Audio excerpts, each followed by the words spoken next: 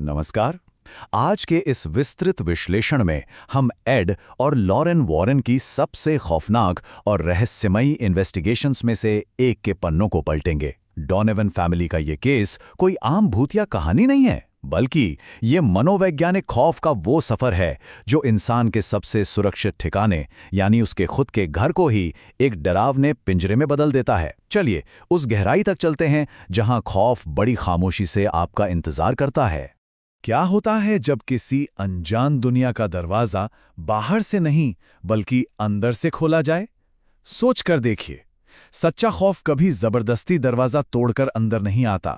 वो बस इंतजार करता है, बहुत ही खामोशी से, कि कोई उसे खुद अंदर बुलाए, और फिर वो बड़ी ही शांति से अपने शिकार के बिल्कुल बगल में आकर बैठ जाता है। भाग 1 द इनोसेंट इनविटेशन, यानी एक मासूम सा आमंत्रण। तो ये कहानी है टेड और एलन डोनोवन की, एक बिल्कुल ही आम सा परिवार जो हाल ही में एक शांत से दिखने वाले नए घर में शिफ्ट हुआ था। लेकिन इस नए माहौल में उनकी 19 साल की बेटी पैटी खुद को बहुत अकेला महसूस कर रही थी। दरअसल माता पिता बहुत सख्त थे और उसका कोई दोस्त भी नहीं था। उस घुटन भरे अकेलेपन से बचने के लिए पैटी ने एक बेहद खतरनाक रास्ता चुना। वो घर में एक ऊर्जा बोर्ड ले आई, वही खेल जो आत्माओं से बात करने का दावा करता है। अकेलापन इंसान से क्या कुछ नहीं करवाता है ना? और पैटी अनजाने में ही एक बहुत गहरे अंधेरे की तरफ अपना पहला कदम बढ़ा चुकी थी। उसने ऊर्जा बोर्ड से पूछा, क्या कोई मुझे सुन सकता है? और अचानक बोर्ड का वो पॉइंटर, जिसे प्लैंचेट कहते हैं, वो तेजी से यस पर खिसक गया। उस अनजान शक्ति ने बताया कि वो एक 19 साल के लड़के की आत्मा है। फिर जब पैटी ने पूछा कि क्या वो उसका दोस्त बनेगा, तो उस प्लैंचेट ने जो स्पेल किया वो सच में रोंगटे खड़े कर देने वाला था। BOYFRIEND, boyfriend. वो अदृश्य शक्ति पैटी की तारीफें करने लगी। एक बहुत ही अप्राकृतिक से रिश्ते ने पैटी के दिमाग को पूरी तरह से अपने जाल में फंसा लिया था। जैसे जैसे दिन बीतते गए, पैटी उस पर पूरी तरह निर्भर होती चली गई। फिर एक दिन पैटी ने उस आत्मा से कहा कि वो उसके सामने आए। जरा सोचिए। और जैसे ही ये आमंत्रण दिया गया, कमरे की बत्तियां भयानक तरीके से जलने बुझने लगीं। लेकिन उस दिन वो प्लैंचेट अपनी जगह से बिल्कुल नहीं हिला, क्योंकि वो अदृश्य शक्ति अब उस बोर्ड से बाहर निकलकर हमारी इस दुनिया में कदम रख चुकी थी। भाग 2 the walls begin to bleed, दीवारों से बहता खून। उस आमंत्रण के बाद उनका वो सुरक्षित घर उनके ही लिए एक भयानक दुश्मन में बदल गया। जरा इस टाइमलाइन पर गौर कीजिए। आधी रात के सन्नाटे में दीवारों के अंदर से जोर जोर से खटखटाने की आवाजें आने लगी। ऐसा लगता था जैसे दीवारों के भीतर से कोई इंसान उनसे संपर्क कर रहा हो। अगली सुबह घर के लगभग हर कमरे की दीवारों पर गहरी खरोंचें मिलीं, और दोपहर होते होते पूरे घर में सड़े हुए मांस और सल्फर की इतनी भयानक बदबू फैल गई जिसे किसी भी तरह से मिटाया नहीं जा सकता था। दीवारों के पीछे एक बेहद चालाक शैतानी शक्ति पनप रही थी। लेकिन सबसे खौफनाक पल तो तब आया जब टेड डोनोवन बाथरूम गए। उन्होंने जैसे ही नल खोला, उसमें से पानी नहीं निकला, बल्कि नल से एक बेहद गाढ़ा लाल रंग का लिक्विड बहने लगा, बिल्कुल खून की तरह। प्लम्बर ने इसे पुराने पाइप्स की जंग बताया, लेकिन वो लाल लिक्विड अब घर के हर नल से बहने लगा था। डोनोवन परिवार का घर अब अंदर ही अंदर सड़ रहा था। भाग 3 नाइट ऑफ द इन्फेस्टेशन, यानी तबाही की वो रात। ये धीमा खौफ अब एक पूरी तरह से अलौकिक तबाही में बदल चुका था। परिवार ड्राइंग रूम में बैठा था। अचानक टीवी बंद हो गया, और फिर 100 किलोग्राम, जी हाँ पूरे 100 किलो का एक भारी भरकम ड्रेसर जमीन से हवा में उठकर घूमने लगा। कुर्सियां हवा में तैर रही थीं, और पूरे घर में एक बेहद गहरी जानवरों जैसी गुर्राने की आवाज गूंजने लगी थी। जरा सोचकर देखिए, उस अदृश्य शक्ति में कितनी अप्राकृतिक ताकत रही होगी जो इतने भारी सामान को किसी तिनके की तरह हवा में उड़ा रही थी। डर के मारे टेड अपनी फैमिली को लेके उसी रात एक होटल में चले गए। उन्हें लगा कि चलो वो बच गए हैं, लेकिन होटल के कमरे में भी बत्तियां बिल्कुल वैसी ही जलने बुझने लगीं, और वही अदृश्य चीखें वहां भी गूंजने लगीं। इससे एक बात तो साफ हो गई थी, ये खौफ उस घर की ईंट पत्थरों से नहीं जुड़ा था। ये शैतानी साया अब सीधे उस परिवार के साथ जुड़ चुका था। वो उनके पीछे पीछे आ रहा था। जब वो मजबूरन अपने घर लौटे तो अंदर का नजारा देखकर उनके पैरों तले जमीन खिसक गई। पूरा का पूरा घर तबाह हो चुका था।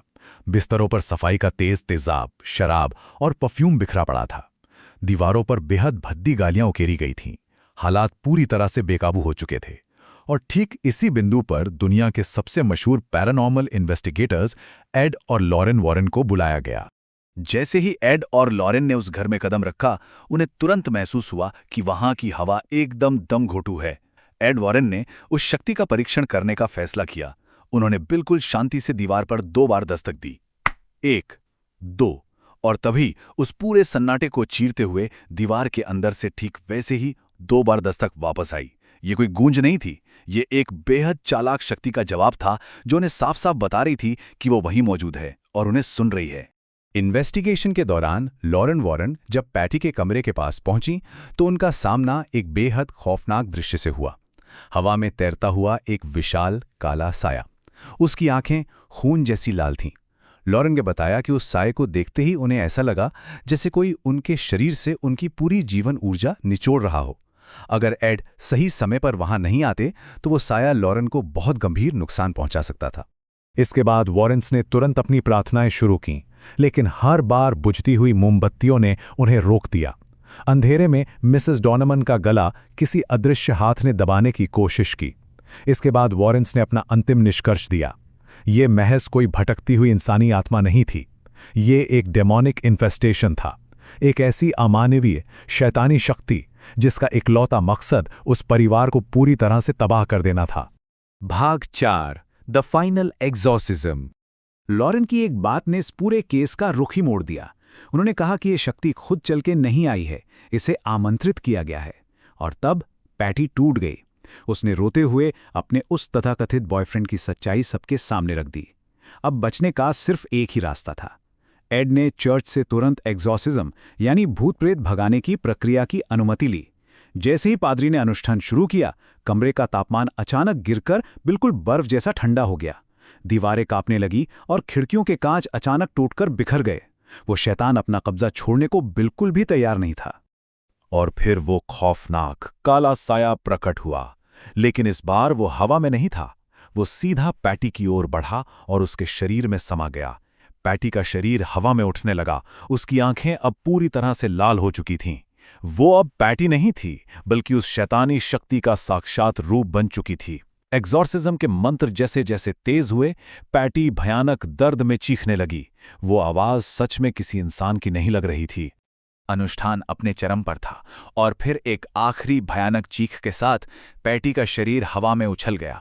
उसे 5 फीट दूर हवा में फेंक दिया गया, जिसके बाद वो सीधा दीवार से जा टकराई और बेहोश होकर गिर पड़ी। और ठीक उसी पल उस एंटिटी का वो शैतानी कब्जा हमेशा के लिए टूट गया। जैसे ही पैटी जमीन पर गिरी, पूरे घर में एक गहरा अजीब सा सन्नाटा छा गया। वो गुर्राने की आवाजें, वो सड़े मांस की बदबू, सब कुछ अचानक गायब हो गया। जब नलों को चेक किया गया तो उनमें से बिल्कुल साफ पानी बह रहा था। पैटी जब होश में आई तो वो बिल्कुल ठीक थी। डोनेवन परिवार आखिरकार उस शैतानी शिकंजे से आजाद हो चुका था। डोनेवन परिवार का वो घर आज भी वहीं खड़ा है, लेकिन वॉरेन्स की केस फाइल्स हमें एक बहुत ही खौफनाक सवाल छोड़ जाती हैं। चाहे वो पैटी का ओइजा बोर्ड हो या फिर कोई पुराना शापित शीशा, क्या हम कभी सच में जान पाते हैं कि हम अपने सुरक्षित घरों में पुरानी चीजों के रूप में असल में क्या लेकर आ रहे हैं? अनजाने में खोले गए दरवाजे अक्सर ऐसे सायों को अंदर बुला लेते हैं जो कभी वापस नहीं जाते। तो अगली बार जब आप अपने घर में कोई पुरानी चीज लाएं, तो एक बार जरूर सोचिएगा, कहीं कोई अंदर आने का इंतजार तो नहीं कर रहा।